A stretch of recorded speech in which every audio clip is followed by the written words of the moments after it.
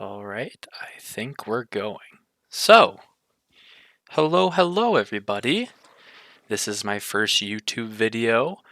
Today I'll be going over my most recent 5-0, and that was with Red White Burn. Uh, it's a little bit different from a lot of the stock lists that have been running around. I think the biggest notable things is on 19 lands. So we've cut the 20th land, playing a Singleton Flame Rift instead of the 20th land, taken out all the Skull Cracks, and are playing a playset of Lightning Helix. Um, I think this is a really good configuration at the moment because I don't think there's a ton of life gain in the format as of right now outside of Omnath. But with Omnath, you already have like such a fast clock on them. It's a pretty favored matchup. I don't think we really are scared of dying to a Omnath that can gain 4 to 8 life on turn 5. I just think we're killing our opponents a lot faster than that with this deck. The 4 Lightning Helix is a kind of a shout to Burn being popular in the metagame, as well as Blue-Red Murktide. This has been something that's kind of been an unpopular opinion, but I never board out my Lightning Helixes with this configuration against Murktide, as I think that it often turns into a race, especially post-board, but pre-board, it feels like a race a lot of the time, and gaining 3 life is critical. And I know a lot of people kind of go against this logic post board because they're scared of having their Lightning Helix hit off of a Ragavan and then they just die after their opponent casts it at their face or a creature or whatever. But I think that it's actually quite good in the matchup. As I said, it's a race, and 4 Lightning Helix just really puts you ahead in that race. Moving over to the sideboard, which is a little bit more with the spices, as one might say, we have 4 Smash to Smithereens. Premier artifact removal of Burn. I think this card should always be a 4 of. I've seen some people go down to 3, some people go down to 2. I just think this is the cleanest answer to any Hammer Time, Affinity, Chalice. This card just is everything you want in those matchups. So yeah, easy 4 of. I also am a big Patrick Sullivan fan. So I was watching some of his older coverage videos, or I don't know if he was getting interviewed, but he had mentioned that he really likes his decks to be just 4, 4, 4, 4, 4, 4, 4, 4, 4. Just as clean as they can be. And this is actually, the main deck here is the exact 60 that he posted on his Twitter. It's got to be like close to a year ago now, if not more than a year ago. Granted, this was when Luris was legal, so there's a lot of different things going on in the format, but I think that the way the format is right now calls for this configuration of Burn to kind of be the premium once again. Sorry, got a little sidetracked there, but we had the 4 Smash to Smithereens, 4 Prismatic Ending. Probably the most controversial sideboard card I have in the deck. In my opinion, I think it's a lot better than Path. You don't really run into a lot of, I haven't, I should say. I don't really run into a lot of Worm Coil engines. I think Prismatic Ending is great and flexible in a lot of different matchups. I think it's great against Chalice of the Void. If you're against like a blue-white player and you're not sure if they're on Chalice, Prismatic Ending is a pretty safe thing to board in, because it's usually going to have at least one target in the opponent's deck, whether it be a Chalice of the Void or a Spreading Seas or something of that nature. it's come up for me against like Hammer Time, where they go like turn one Sigardazade, Ornithopter, and I just go, they pass turn, I'm on the draw. I'll just fetch shock, Sacred Foundry, Prismatic Ending their Sigardazade, and they'll scoop because Burn usually doesn't have a way to interact with their equip enchantment. So it's come up in a lot of niche situations. I think the biggest benefit to actually playing this card is the fact that it's unexpected, and nobody is really going to play around you having a Prismatic Ending. Uh, yeah, so I think that's what I would say on this card right now. I'm just very low on Path, and I think Prismatic Ending really does what Path does better as of right now. The only card that I can think of where you're probably going to want Path instead, there's an argument for is for Murktide, right? And my argument is that I think between the 4 Lightning Helix and 4 Core Firewalker, you don't really need to remove their Murktides just because you're going to simply outrace them. You can allow them to have these, they're probably only going to get like a 5/5 or maybe even a 4/4. On the worst end, it could be like a 6/6, right? But it's not going to be the full 8 power Murktide because they're not going to have enough time to deploy that while holding counter spells because they're going to need to play around all your burn spells as well. So a very interesting matchup. I'm going to go over that matchup. I played it twice in this league that I 5-0'd, so you'll get to see some gameplay there. Moving on to Core Firewalker. A lot of debate in this one whether Sanctifier and Vec is better than Core Firewalker. I am strongly of the opinion that Core Firewalker is a lot better right now, simply with the printing of Ledger Shredder. I think Ledger Shredder made it really easy to fill up a graveyard without red and black cards, and the fact that it doesn't, like, Sanctifier doesn't do anything really. Besides, like, the biggest draw to Sanctifier was the fact that it interacted so well with a lot of the graveyard decks in the format, and now I feel like it doesn't really do that. It's not good against Living End. I don't think it's very good against Murktide anymore. It's okay against Reanimator, I guess, as an argument, but we have a different sideboard card, which I will get to in a second for that matchup. But Core Firewalker, there's been a resurgence in Burn. I think it's obviously it's a complete mirror breaker in that matchup. I think it's quite good against the blue-red Murktide deck, so I would highly recommend just bringing some number in against them. I personally in this league always brought in 4 against the blue-red Murktide deck, and it's every time I've played the matchup, both in paper, online, I've been a turn faster, and I feel like I've won the race because of this card. So very high on this card right now. Yeah, so that's all I'll say about Core Firewalker. And then moving on to our last card here, we have Tormod's Crypt. And a lot of people ask me if this card comes in for Murktide, is often what I get asked. The answer is no. I think you really only want to be bringing these in for the all-in graveyard decks, such as Reanimator, or you could even say something like Dredge. Or, of course, Living End is very important. So yeah, I would say that these are going to be kind of those. That's kind of what I had in mind in constructing the sideboard. Very clean, just kind of knowing what you want to beat beforehand. So clearly, obviously with this configuration, if I played against Tron, while it tends to be a very good matchup in the main board, I don't have Path to Exile. I could never really deal truly with a Wormcoil Engine outside of Smash to Smithereens, plus like a like something to clean up the life gain token afterwards. Omnath, obviously, if I get if I allow my opponent to get to turn 4, their turn 4, resolve an Omnath, and then like play a fetch land on their turn 5, or they get to turn 5 and they go Omnath fetch land, I'm losing those games. The goal of this deck, though, obviously, is to not let your opponent get to that point, or be kind of forcing them to interact with you before they get to that point. So I'm gonna pause the video here, and I will start you guys back up in game 1. All right, we're back here. It's game 1. We win the die roll, so obviously we are going to choose to, pump the brakes there for a second. Okay.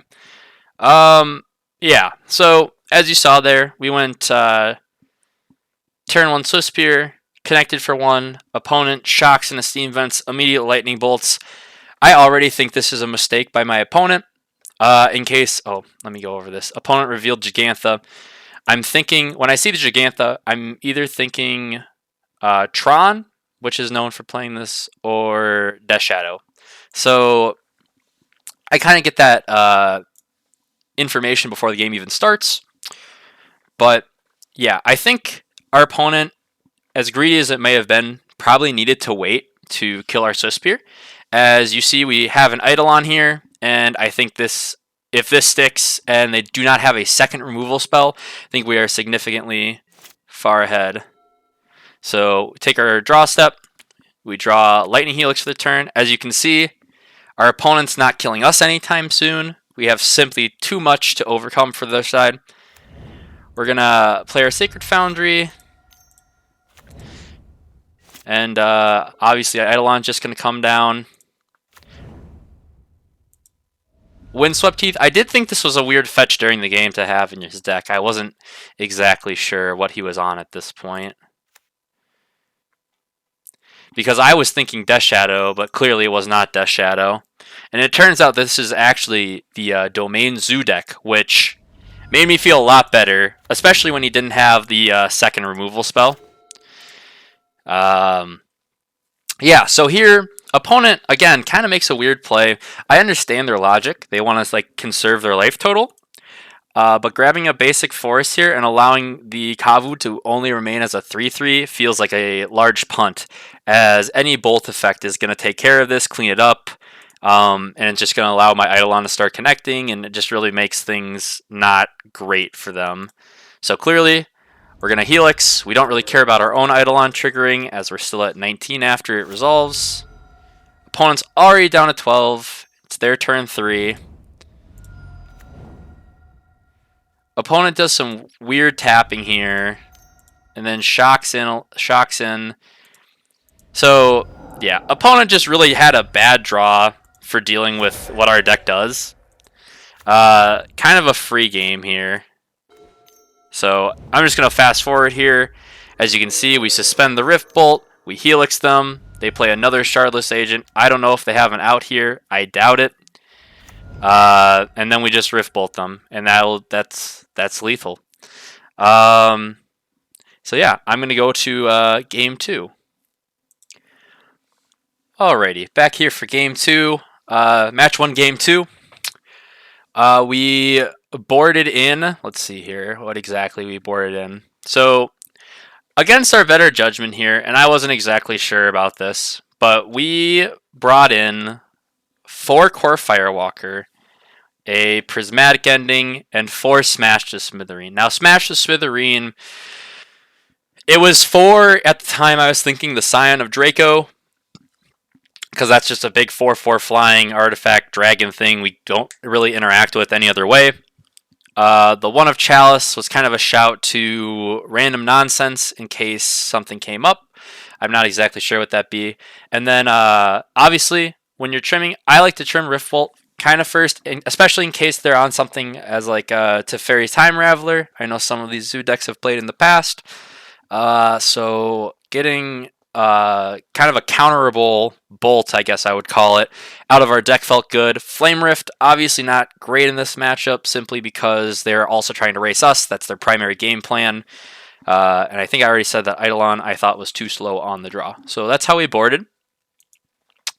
Our opening hand, while very painful with the mana base, we have 2 of our sideboard cards here.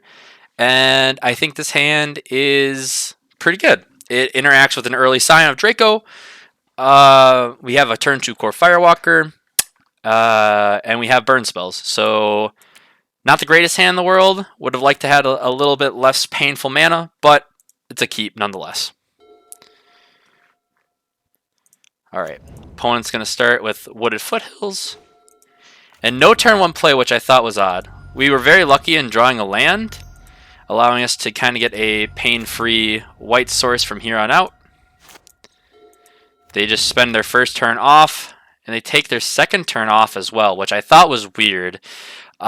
Usually the Zoo deck is known for early aggressive starts. Clearly they thought that we were going to be coming out of the gates fast versus kind of playing a slower game plan like we're doing.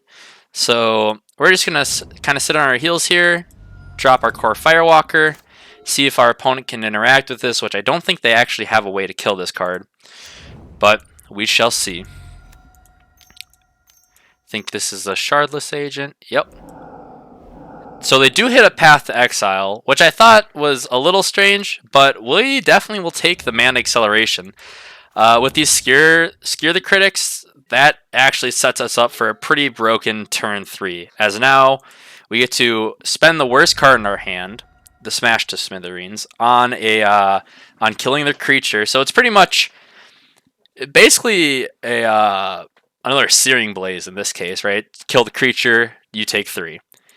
And then we get up to 4 lands, and because we already hit the Smash to Smithereen, we can just cast these Skewers for very, very cheap. We have so much burn in hand, we can cast literally everything in our deck with how much mana we have. They are stuck on 3 lands, they cascade one final time, they hit a Tribal Flames, but as you can see by our hand, the game is over. And that is match 1 against Domain Zoo 2-0. I'm going to pause the video here, and we will go to round number 2.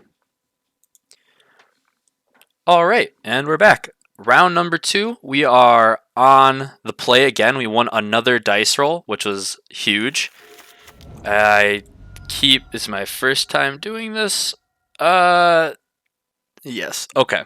So, in case you missed that, which I assume many people did. Our hand was great. We had triple 1-drop, and I'm definitely never putting a triple 1-drop hand back, especially when we have like great burn spells to go alongside with it. So we go Mountain, swing with the Goblin Guide. He reveals Unholy Heat off the top. I pass. He plays a Misty Rainforest, and he's passing back now.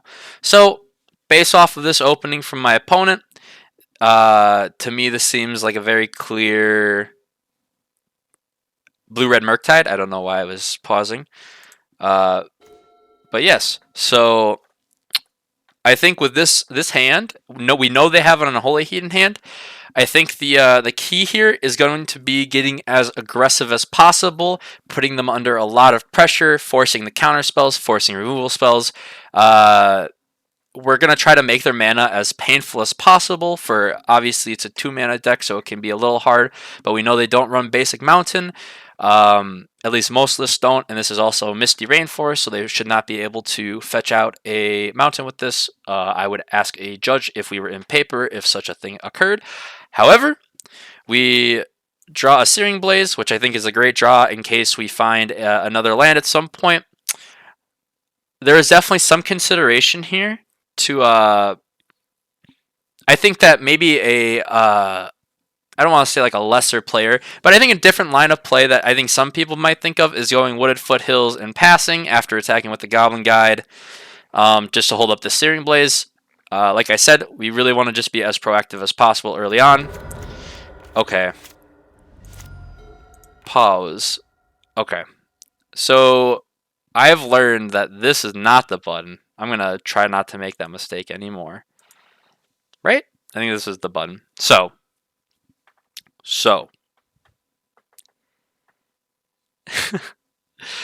Clearly, I am very new at this. As you saw, and as I just outlined, I went Wooded Foothills, fetch for the Sacred Foundry, just jammed both Swift Spears, got in, forced him to fetch and shock. We also saw a DRC on top of his library, some good information there. He doesn't get it, however, because he had to fetch and shock. Oh no, I'm sorry. So the DRC is in his hand. I ordered this wrong.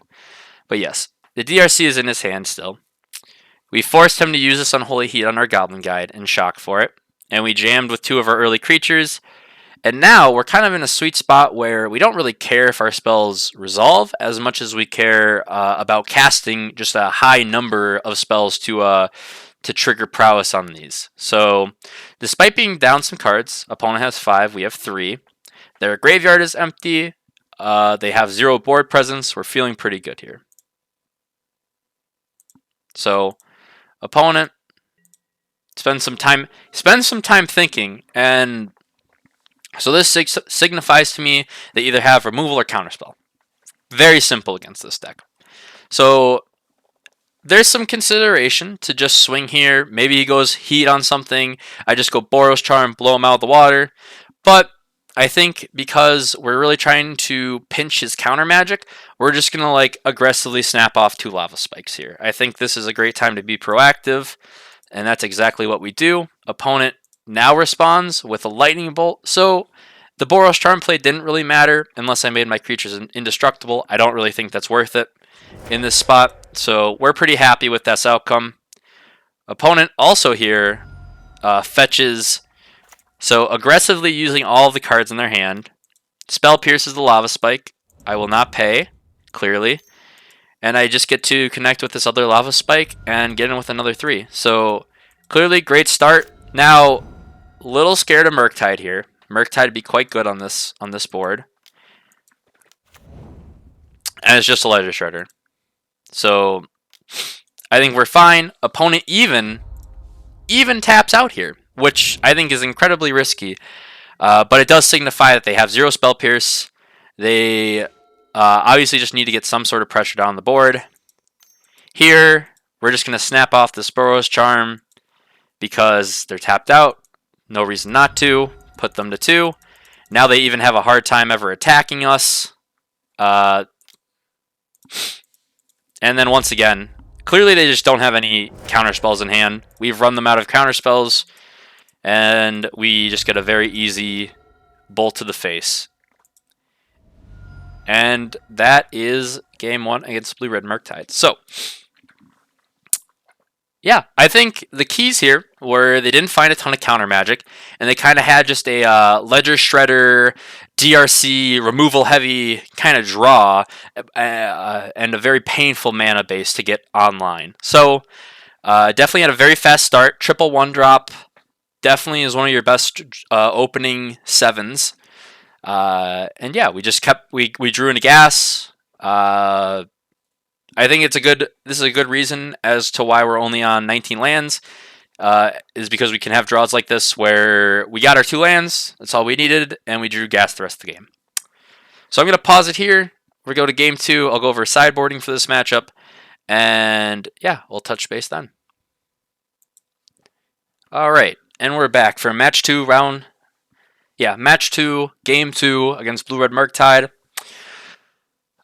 Board here was actually quite simple. I played this matchup in paper not too many days ago at my LGS, so I just did what the advice was from the Blue-Red Murktide player after I showed on my previous board, where I brought in my Tormod scripts. And I just brought in the 4 Core Firewalkers for 2 Rift Bolts to skewer the critics, just trimming on kind of the higher end burn spells. I don't think they're quite as good in this matchup or as desirable. I also think there's an argument for Prismatic Ending, but I said I didn't need that right now. So, on the draw, opening 7, it's a little weird. It hits that threshold of 10 points of damage, but it doesn't have an answer to turn 1 Ragavan. However, I think the fact that it burn is such a critical mass deck, I don't know if we can afford to mulligan this. So, we do what any sane person does, and we're going to keep it. Because even though his hand is extremely weak, we have a Searing Blaze, which is just insane against turn 1 Ragavan from our opponent if they have no Spell Pierce or anything of that kind. So, again, they don't always have turn 1 Ragavan too, which I think is important to remember. So here, opponent just goes turn 1 Ragavan. In this case, they did have it. So, we go to our turn. We draw another land. Obviously, feeling a little bad about our hand at the moment. Very flooded, or at least feeling very flooded. We don't want to see another land in this game. It does help that two of them are Sunbake Canyons, as they're going to allow us to draw cards later on. But we're going to start off Inspiring Vantage. Clearly, the only real line of play we want to take is just getting our game plan going. Now, this is a kind of a weirder turn from our opponent, at least the way I see how they play it out in its entirety. But they start, obviously, smart thing to do is just swing with Ragavan, hit a Searing Blaze. We get very lucky they do not hit one of our 4 Lightning Helixes. But again, not every single hit in our deck is like brutal. Searing Blaze definitely on the better end for us as far as hits that they could have. So definitely kind of faded a good draw. And now they just go DRC Bobble. They bobble themselves. Okay. So here I'm thinking there's potential for Counterspell or a Spell Pierce. However, they're not always going to have it. So, because, though, that they're holding this up, I'm not just going to jam the Searing Blaze. We have plenty of turns to wait with landfall triggers. Plus, if I just play this land now and I pass, if he does anything at the end step, we're definitely just going to be snapping off the Searing Blaze on this Ragavan. Like, no questions asked. Okay, opponent doesn't do anything at the end step. As a smart player should. You should definitely not do anything in that scenario.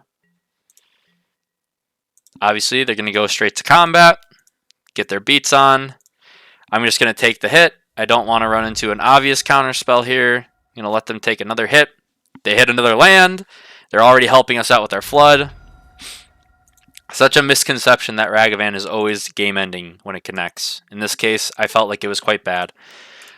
We held up our mana. We're going to Boros Charm them now. We actually kind of hope they counter this, because if they spend a counterspell on this, we get to just go land drop into Searing Blaze, and that will feel pretty good for us.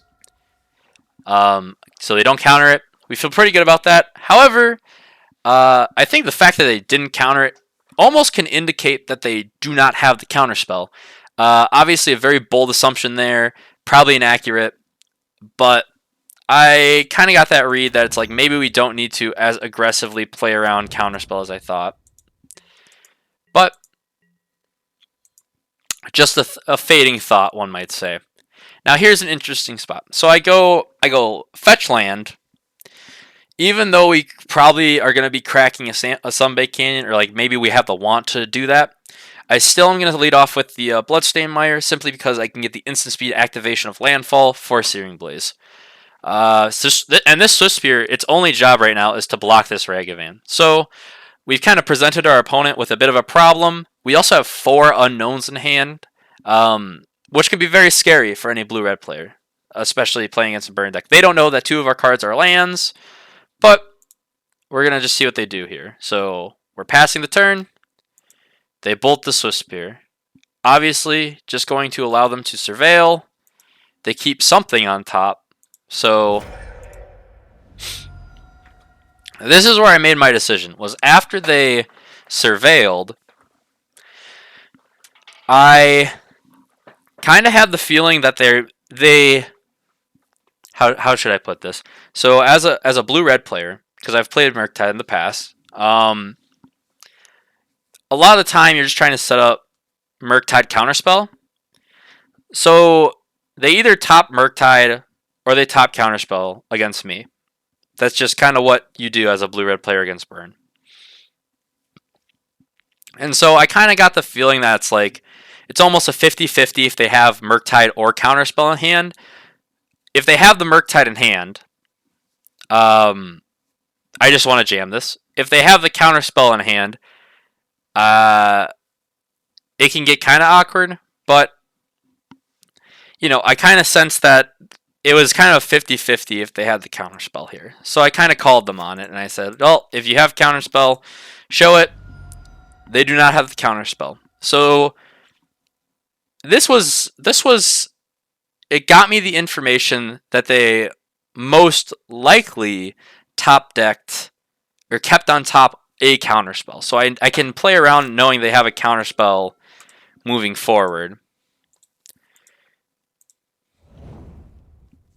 Okay, so they do some digging.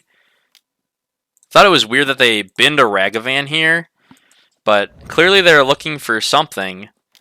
But opponent does some weird plays here where they just aggressively do all of this on their main phase instead of holding up counterspell magic or counterspell mana. So if we get to a spot where we can like, oh yeah, and this too. This is just such a. I thought this was our opponent just punted so hard here because they're clearly doing Ragavan or not Rag. They're doing Murktide, so we can't play around Spell Pierce. But they have one card in hand, and it's not Counterspell. It's not Archmage's Charm. So opponent clearly was playing for lethal next turn. But I think the way that they went about this was very incorrect. I think you need to play like slightly slower. Need to hold up more counterspells. I don't know if the opponent's hand was just like actually super bad. I don't know what they mulliganed to. But they didn't play a single counterspell this entire game. So obviously, I'm just going to lead off with the bolt. See if Flame Rift gets us there. And they concede. So we kind of got lucky. We didn't see Core Firewalker at all. Which it wasn't relevant enough or at any point throughout this game. Yeah, I think our blue-red opponent just kind of punted super hard this last turn. I don't know what they had in hand, but I kind of feel like their draws were maybe lackluster for this matchup. Anyways, I'm going to pause here, go to round number 3. All right, and we're back. Round number 3, we win the play once again. So clearly, being on the play with Burn turns out is actually cracked. So just do that when Mortai rolls. This hand, I think 3 lands, 4 burn spells, pretty medium, but not going to put it away. Opponent mulligans to 6. So we're just going to obviously lead off turn 1 Vantage into Spike. There's no companion, so we have no information. Leading on a tap land is pretty good for us. This is obviously Affinity. Drawing Goblin Guide here. I know some people might be thinking you just want to go like Mesa and then jam like Lava Spike Skier or something. I know that creatures become dead pretty quick in this matchup in general, so I'm just going to jam this Goblin Guide and make sure that we at least connect for 2. Goblin Guide is going to see a Thought Monitor on top, which opponent is not casting anytime soon. And then we're just going to cast off one of these Skewer the Critics because the Spectacle has already been activated this turn. Opponent goes Saga into this Patchwork Automaton, which against a Goblin Guide with no follow-up spell for them looks very, very bad. So we're just going to get in for 2. They get a land off it, but now they're forced into a super awkward spot where they really don't want to block with this, but they really don't want to take 2 additional points of damage. They end up making the difficult decision to block. And we just literally let it rip. We just do not want to get Metallic Rebuked or anything of the sort. So we just rip a spell off. And I just decided to hardcast this. And I say, if you have Metallic Rebuke, it's fine. I do have a redraw the next turn with Sunbake Canyon. I think forcing them to spend a turn off and not making a construct, getting Shadow Spear. I think if our opponents get another turn there, we get in trouble because they go big construct into Shadow Spear. And luckily they didn't have Metallic Rebuke here, but even if they did, I don't think that would have been the end of the world. So, looking back on it alternatively, what I probably should have done here, this is a better play. I'm just noticing this now. I should have swung with the Goblin Guide first. If they activate Urza Saga to make a token and block, I know that my Rift Bolt's going to resolve. So I should have done that. And obviously, if they don't activate Urza Saga after, with me swinging, I probably just put Rift Bolt on suspend. Maybe. I think it's probably I'm casting this either way. this turn, just because that them going Construct into Shadow Spear is so bad for me. So I think I need to cast it, but I probably could have waited till after combat. But we got lucky. They did not have the Metallic Rebuke. So I'm going to pause here. We're going to go to game 2. All right, and we are back for game 2.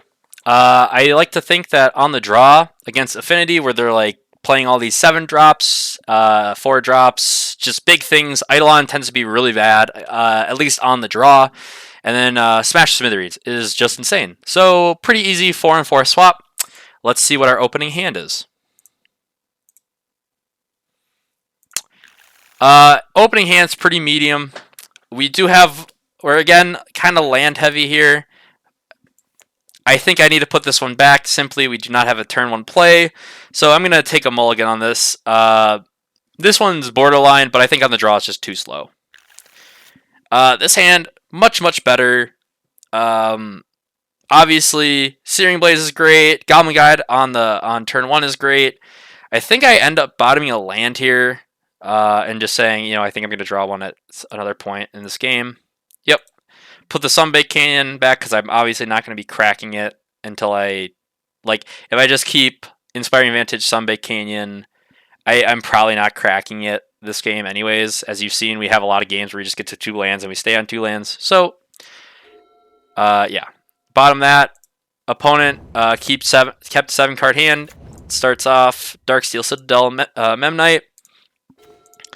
We luckily draw a 3rd land, which is pretty nice. But turn 1 Goblin Guide obviously is almost exclusively your turn 1 play in this deck, if you have the ability to do it. We do give them a land, Spire of Industry, but it's kind of a painful one, so I don't really mind it too much. At least if they want to use colored mana. They opt to not block.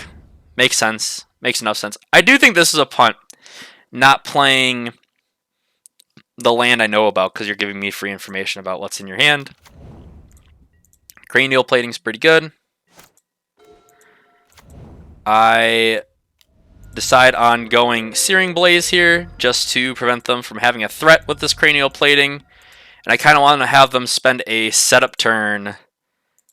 So we know they're drawing the Automaton, and so they're probably, knowing their hand, or at least knowing what we know about their hand now, they're probably just going to go Spire of Industry, Automaton, attach the Cranial Plating, and that's going to allow us to kind of blow them out, as you will see here shortly. Oh, and this is where I was surprised. That's right. Because they go Patchwork Automaton, Spire of Industry, and instead of equipping here, they go Dispatch.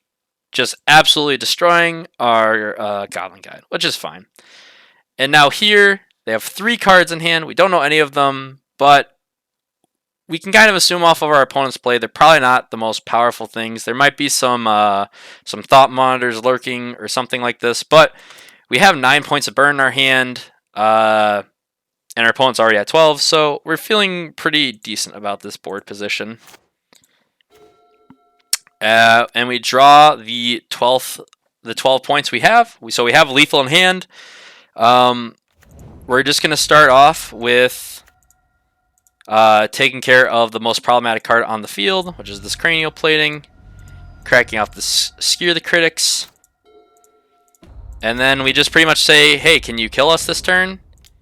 And they answer that question, and the answer to the question, which I should have read here, I didn't read it here at the time. Clearly they're holding up Metallic Rebuke as one of their 2 cards because they didn't equip immediately. So I kind of run into it. It's my mistake. I go for the Skewer the Critics. They have to go to 2 for it. Clearly not paying the 3. But we still have the lethal card in hand. So we have to hope to fade 1 more Metallic Rebuke.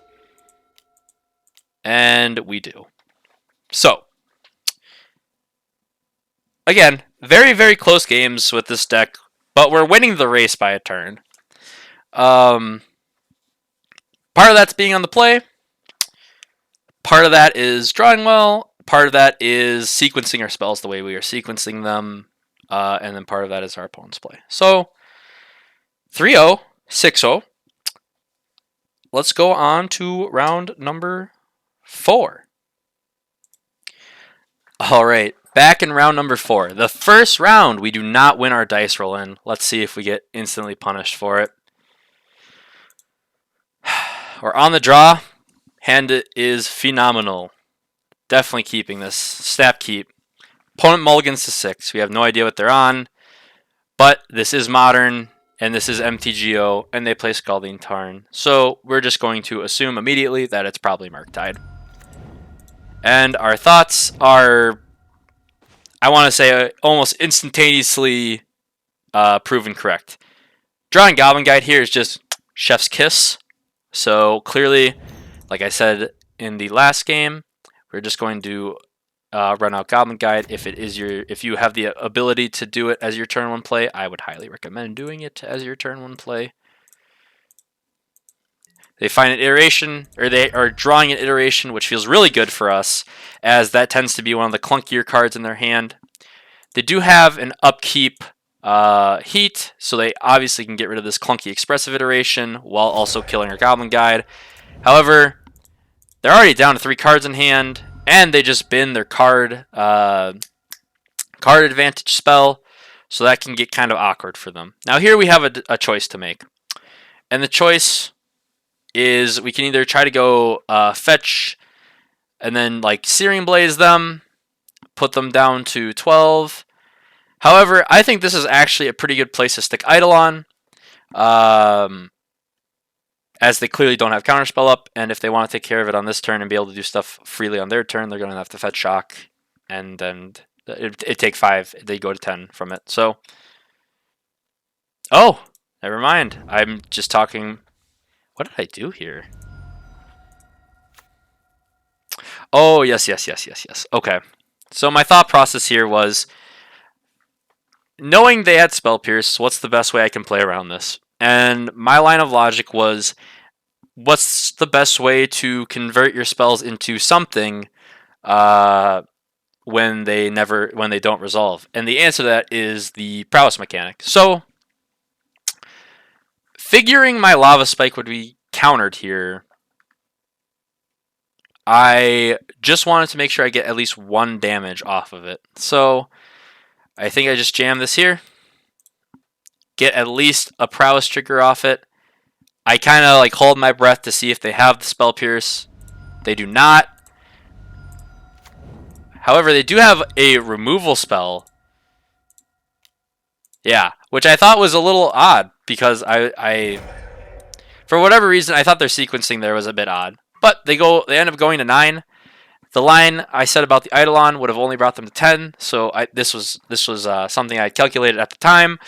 Looking back on it, I head is clearly not here at 100%, but yes. So trying to convert something out of nothing with this Lava Spike in the face of something like a Spell Pierce.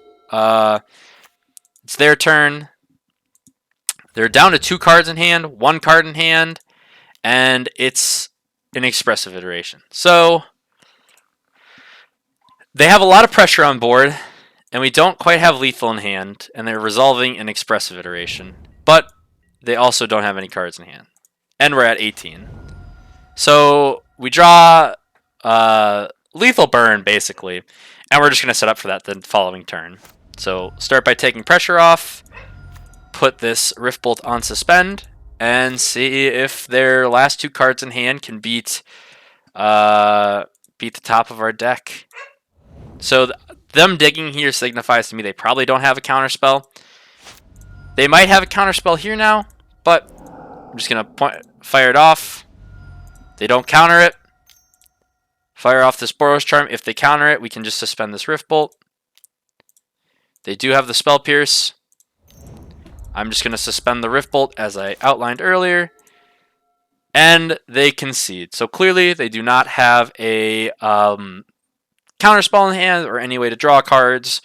So, yeah, despite being on the draw, we get there. Very good against blue-red. I'm going to pause here and take you guys to game 2. All right, back here for game 2. We went with the same sideboarding plan. 2 Rift Bolts in, or I'm sorry, 2 Rift Bolts out, 2 Screw the Critics out, 4 Core Firewalker in. Let's see how this game pans out. We're on the draw once again, but we shall see what our opening hand looks like. Hand looks a little weird against a turn 1 Ragavan. We don't have a removal spell for it.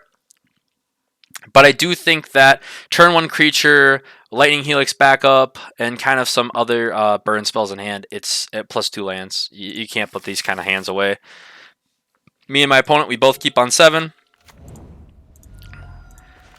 And yeah, so they just shock in a Steam Vents, which I think is extremely odd.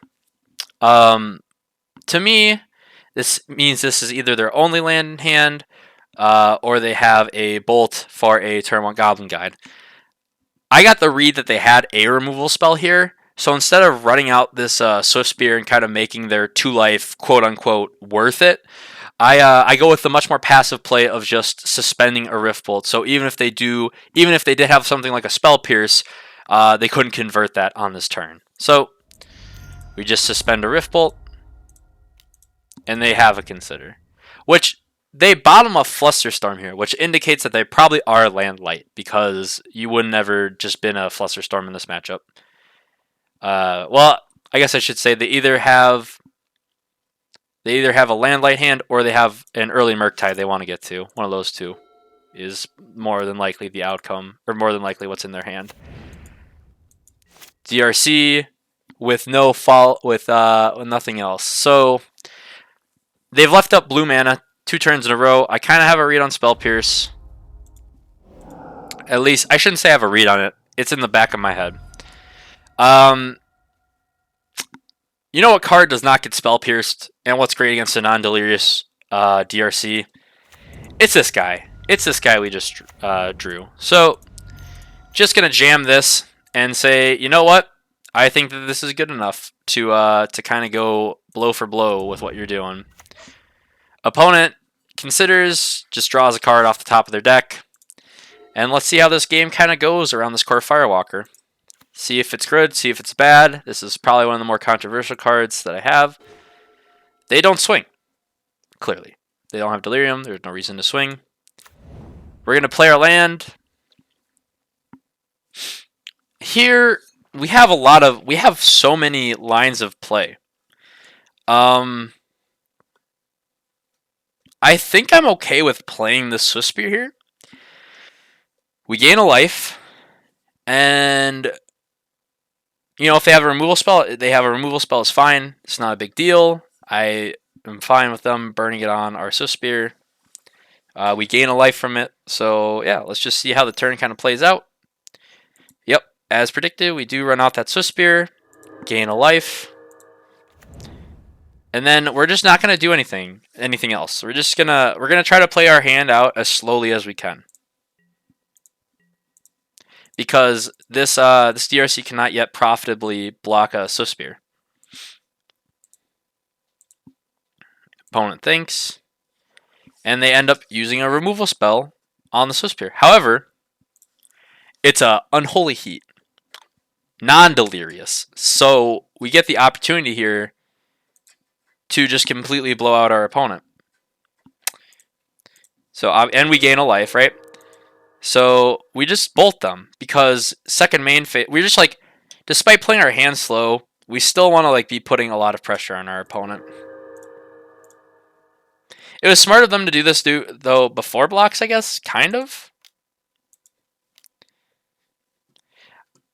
Counterspell here, I don't really understand, but sure.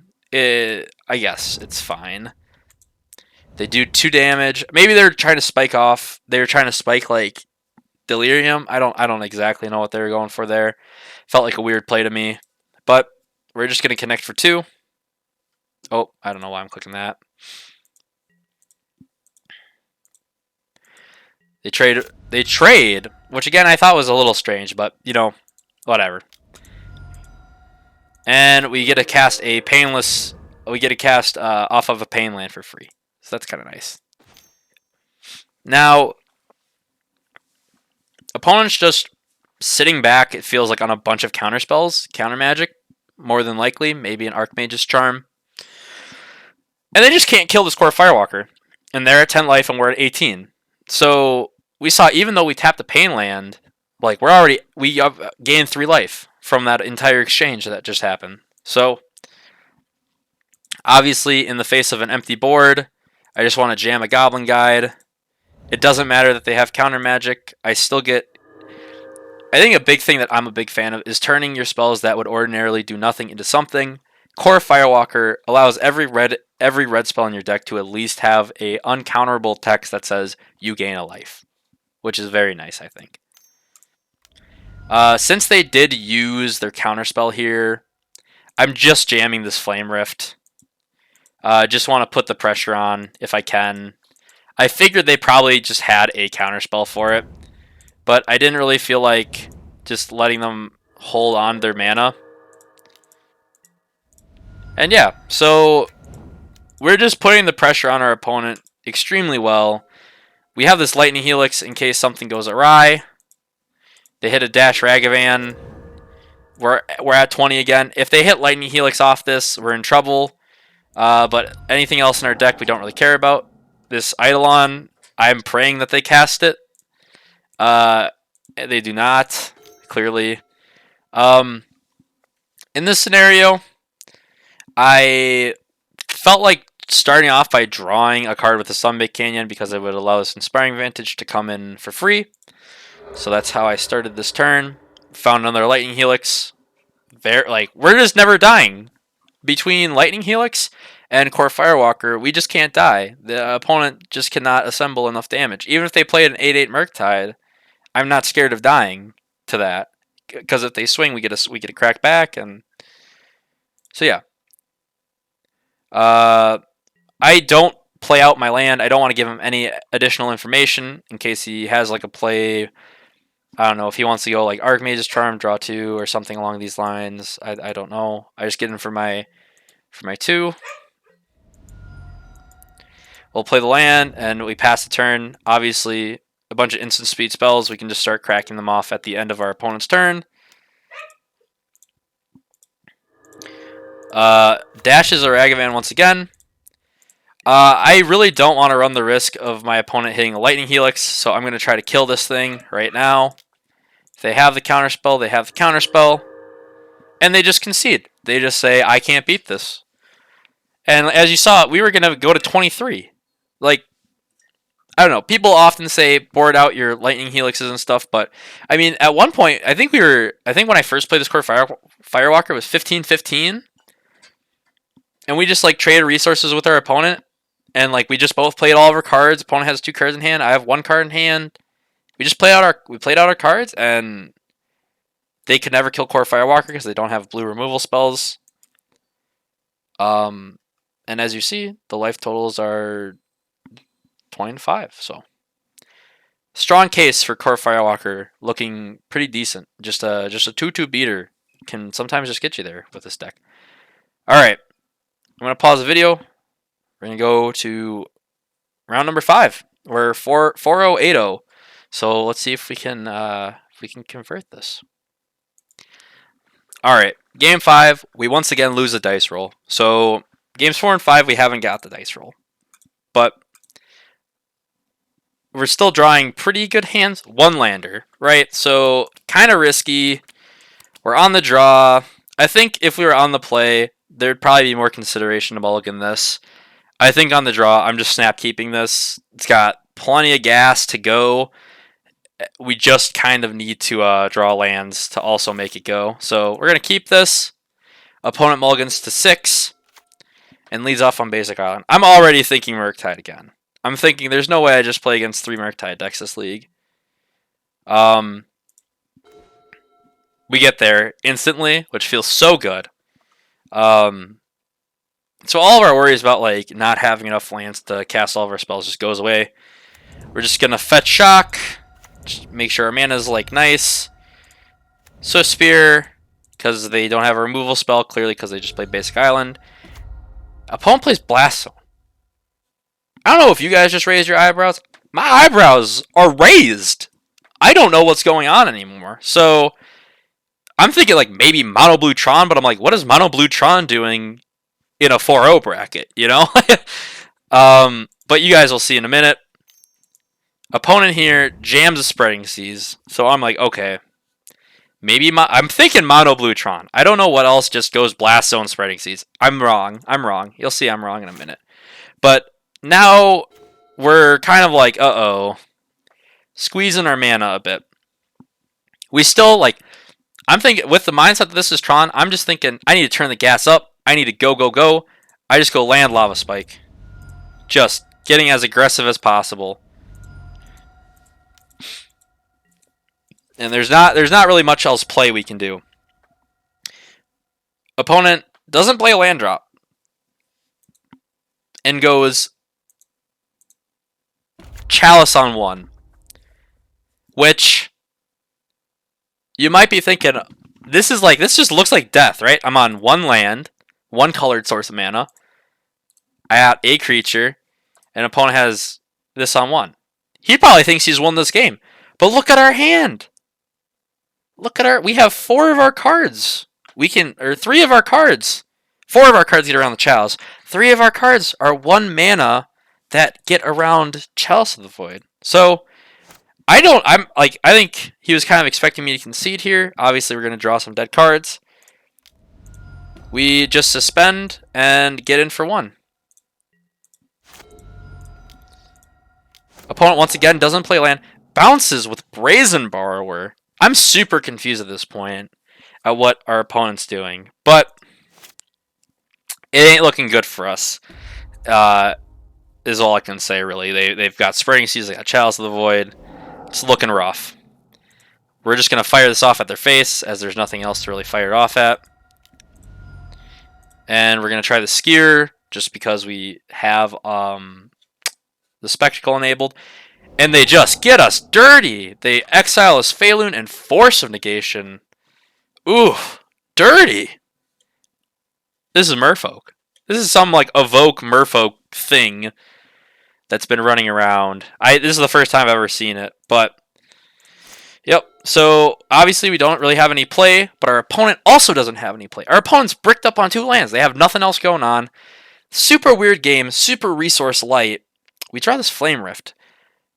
I think I just jam this Riftbolt on suspend once again because I'm traumatized from being Force of Negation. So yeah. I just don't want to let him do anything with his mana, really. And he doesn't have anything. I think our opponent just got really unlucky with their draws here. We crack off another Riftbolt.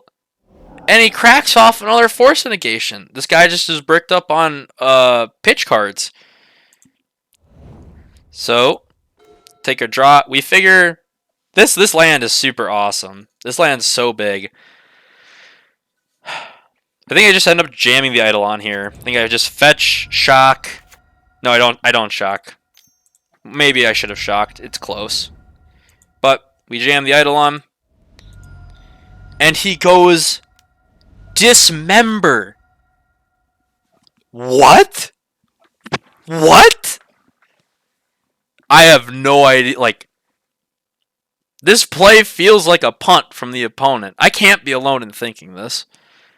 But I think this is also their only removal spell in their entire deck, and everything else in their deck costs 3 or less, and besides the subtleties, but they're never casting subtleties this game before it becomes relevant, and yada yada yada. Whatever reason, our opponent dismembers. Maybe it was the best answer they had in their hand. Maybe this is a giant punt. I don't know. All I know is this Flame Rift is looking hot. But I digress. They don't find anything. They just draw their card. I think I kind of just go, I got to go for the win. We toss the win on the table. We say, do you have Force of Negation plus pitch card number 3? Their answer, absolutely not. They do not. We win this game. If our opponent draws like a 3rd land at almost any point here, we're super screwed. But they don't. And we win. And that's magic. That's magic. Yeah, let's go to game 2. I'll show you guys how I boarded, and yeah. Alright, and we're back with for game 2, match 5, game 2. So all we really saw was Chalice, Spreading Seas, Force Negation, Subtleties, Dismember, which I assumed was probably coming out. I just trimmed up here. 2 Skiers, Rift Bolt, Flame Rift, despite Flame Rift winning this game. I figured if he was on Merfolk tends to like to race you or like beat your face in, so I figured I wouldn't want to be doing that to both of us. So brought on the 4 Prismatic Ending to try to ping those chalices, those pesky chalices on one. Thought about Smash Smithereens, but I figured if it's only chalice I'm trying to hit, I think Prismatic Ending is actually a little bit better because it can hit some like the earlier merfolks, and it can also hit Spreading Seas. So that was my reasoning for boarding the way I did. Let's get into it. We open up another one-lander. Again, we're on the draw. We have a lot of good cards in hand. I choose to keep. Maybe it's not the best judgment. Maybe it's kind of what we needed to do. I don't really know. We'll see how it pans out. We do not get there this time. Miss our land drop. Obviously, we're just going to jam our creature on one and start getting our beatdowns on.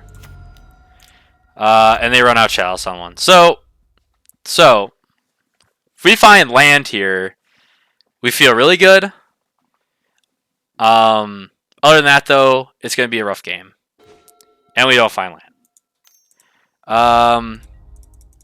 So yeah, we just get in. They Dismember, which is still in their deck, which just blows me away. I don't know why my opponent just like keeps Dismember in their deck, but it must be like literally their only removal spell.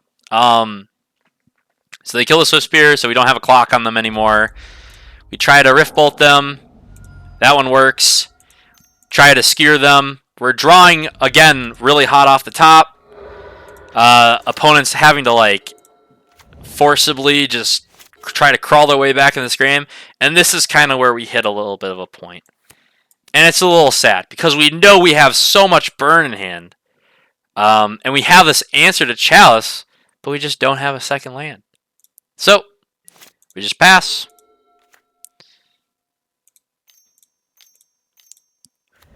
They cast their Sphaloon, which is going to give them card advantage. We find our second land. And we just feel so good. Let's see if we can convert this. I just go straight for the Boros Charm. Straight for the Jugular. Puts them to 4.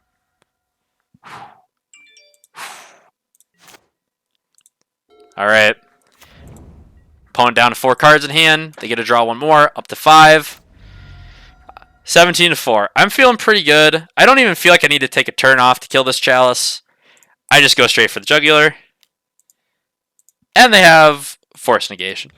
So, Boros Charm, no-go. They do try to kick their Tide Shaper to kill one of my lands. They didn't realize the interaction with their Chalice. Oof. Happens.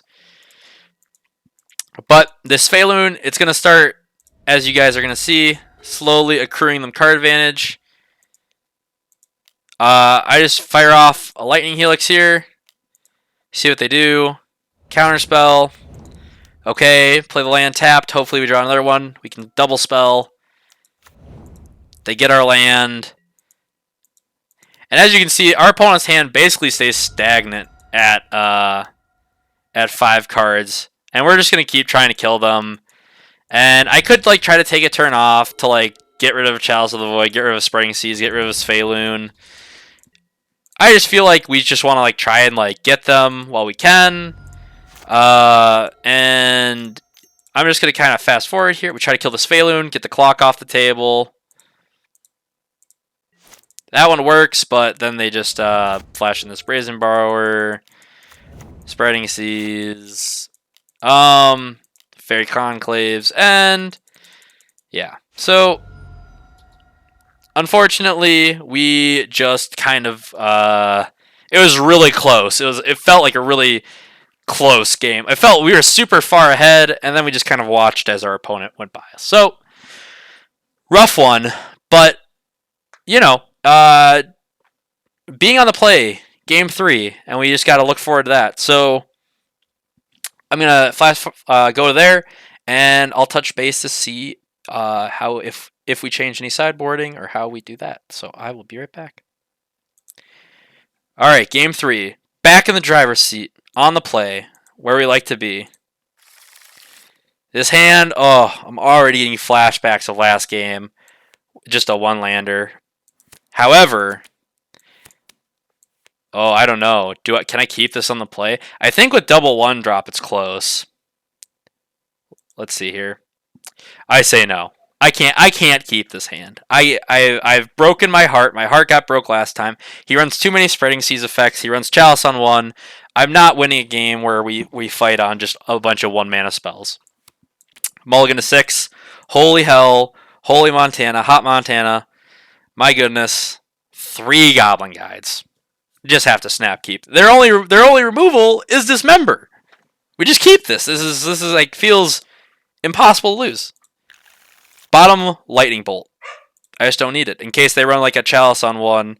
Because my plan is go turn 1 Goblin Guide, turn 2 Goblin Guide, Goblin Guide. So if they just go if their turn 2 is like Chalice on one, Lightning Bolt doesn't do anything. Try to diversify the mana cost in the hand just slightly. Mountain, in case they have like a turn 1 Spreading Seas type effect. I just don't want to expose my white source immediately if not necessary. They show us a subtlety. This is important. We draw the 4th Goblin Guide. My goodness! My goodness! Hot hand. Definitely just running out this first Goblin Guide without showing them the second land. Basically force their hand into evoking. It'd be really hard not to evoke here if you were them either. I mean, they just got so much like life total pressure. I bottom this because I already have the other 2 in hand. And yeah, so we just play our Goblin Guides out. And Goblin Guide does what Goblin Guide does best. Gets busy. Opponent dismembers one of them. Gets a Fairy Conclave and draws a counterspell for the turn. Play Conclave awkwardly. Comes in tapped. We're just going to try to be mana efficient here. Get in. They have Brazen Borrower on top of their deck. Feels really bad if they have to crack off another Dismember. Put them to 8. Suspend the Rift Bolt. We know they have Counterspell in hand, but they also have to deal with these Goblin Guides. This comes in tapped, funny enough. Man, it's just super awkward for a mono blue deck. Kick the Tide Shaper. Take away our white source. However, we have this Rift Bolt. Just going to take care of the Chump Blocker. And kind of have to pray they don't have Force Negation. We're going to see if we can get any information off the top of their deck. Fairy Conclave they draw. Subtleties on top. We connect. And we just got to jam. Oof. And we get there. 5-0. Looking back on it, I probably should have just passed. But if they have like a land, I don't know. I don't think they're winning this game with just as an aggressive a start as we had. So yeah. 5-0. I forgot to do this, but I brought, yes, on the play, I brought back in the Flame Rift, and I took out another Rift Bolt, I believe. So very little changes. Yeah.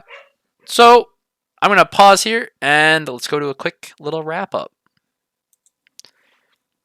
All right, we're back here for the wrap-up. So, what do we like? What do we not like? I really liked the 4 Helix. I like the Flame Rift. You saw it won us a game that league. I'm very comfortable with this 75 right now. We didn't run to like any life gain in this league. I think that's kind of a shout to like what the meta's like right now. Even though Burn kind of has a presence, I don't think it's a very respected deck. I don't think a lot of people really like take it as a serious threat. And as you can see there, you get the right cards. You sequence for the most part correctly. We even saw there was a bunch of sequencing errors in my play. But with the right draws, some good play, just some general awareness, this deck is really powerful. I like the main deck 75. Did not miss Skullcrack. Really enjoyed Lightning Helix as both creature removal spell and life gain, and just like the ability, like the versatility of the card feels super good right now. I think it's a lot better than something like Skullcrack. Tormod's Crypt didn't come in this league at all. We faded all the graveyard decks, so more playtesting is required for that card. I am sold on Core Firewalker. I think the card's great. Just an unkillable 2/2 beater against blue-red Murktide, which I think is the most popular deck on Moto, in paper, wherever. I just think it's, yeah. Prismatic Ending, awkward. Awkward is like the best way to put it. Didn't see any moments where where I felt like it shined a ton. Probably shouldn't be a 4 of, but I don't know. More testing is required. People I know have said Path. This is like taking the spot of Path. Maybe it should just be Path instead. Could be something like a Roiling Vortex. Could be something like another Tormod's Crypt, etc., etc. But yeah, it was okay. Smash Smithereens card kind of speaks for itself. I love it as a 4 of. Yeah. So if you liked, please make sure to subscribe. I think that's what you do on this platform. Let me know your comments. Let me know your feedback, your thoughts in the comments. Make sure you go and follow me on Twitch. I'll put my Twitch link in the description of this video. And have a great rest of your day. And yeah, thank you for tuning in. Hope to see you guys live. All right.